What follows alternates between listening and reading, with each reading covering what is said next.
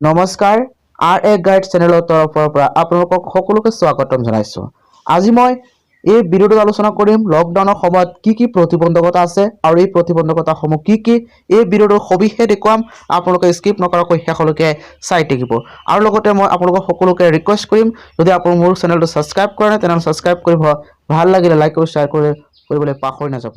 এতিয়া হওক ভিডিঅ'টো আৰম্ভ কৰোঁ।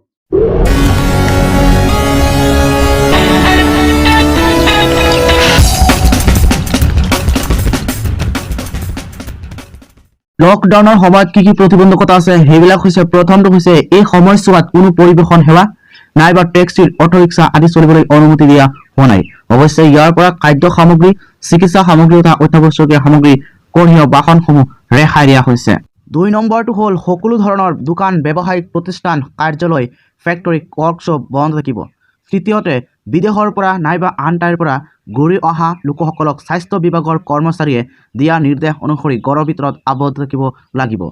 নিৰ্দিষ্ট সময়ৰ বাবে তেওঁলোকে এইদৰে আবদ্ধ থাকিব আৰু কিমান থাকিব লাগিব সেয়া স্থানীয় কৰ্মচাৰীসকলে জনাব। ৪ নম্বৰ প্ৰতিবন্ধকতাটো হৈছে কোনো লোকে অত্যন্ত এৰাব নোৱাৰা কাৰণত ঘৰৰ ভিতৰৰ পৰা ওলালে সামাজিক দূৰত্ব বজাই ৰখাৰ পৰামৰ্শ মানি চলিব লাগিব।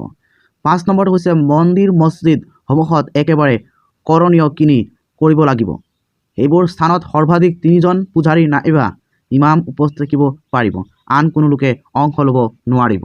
৬ নম্বৰ হৈছে এই সময়ছোৱাত জৰুৰী সেৱা হিচাপে এই প্ৰতিবন্ধকতাৰ পৰা ৰেহাই দিয়া ক্ষেত্ৰসমূহ হ'ল, প্ৰথমটো হ'ল আইন শৃংখলা, আদালত আদি।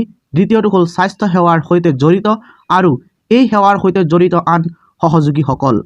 তাৰপিছত হৈছে আৰক্ষী, সামৰিক বাহিনী আৰু অৰ্ধ সামৰিক বাহিনী। আৰু তাৰপিছত হৈছে অগ্নি নিৰ্বাপক, অসামৰিক প্ৰতিৰক্ষা আৰু জৰুৰী সেৱা। তাৰপিছত হৈছে DIPR অসম, তাৰপিছত হৈছে জৰুৰী ICC আৰু ANGCৰ কাম। তাৰপিছত হৈছে টেলিকম, ইণ্টাৰনেট, IT, ডাক বিভাগ। তাৰপিছত হৈছে বেংক আৰু ATM। তাৰপিছত হৈছে ৰাজ্যৰ কোষাগাৰসমূহ। তাৰপিছত হৈছে ৰাজ্য চৰকাৰৰ কাৰ্যালয়সমূহ যিবোৰ কাষাগাৰৰ বিলৰ সৈতে জড়িত। তাৰপিছত হৈছে বিত্ত বিভাগে নিৰ্দেশ দিয়া কাৰ্যালয়সমূহ। তাৰপিছত হৈছে বিমানবন্দৰ। তাৰপিছত হৈছে যিবোৰ যান বাহনে এই প্ৰতিবন্ধকতাৰ পৰা ৰেহাই পোৱা কৰ্মচাৰী অনান্য কাৰ্য। তাৰপিছত হৈছে প্ৰশাসনৰ লোকে জৰুৰী সেৱাৰ বাবে। তাৰপিছত হৈছে খাদ্য পৰিবাহী বাহনসমূহ। তাৰপিছত হৈছে petrol pump, oil agencies, LPG agencies আৰু ইন্ধন সৰবৰাহ কৰা বাহনসমূহ, ফাৰ্মাচী আৰু চিকিৎসা সেৱাৰ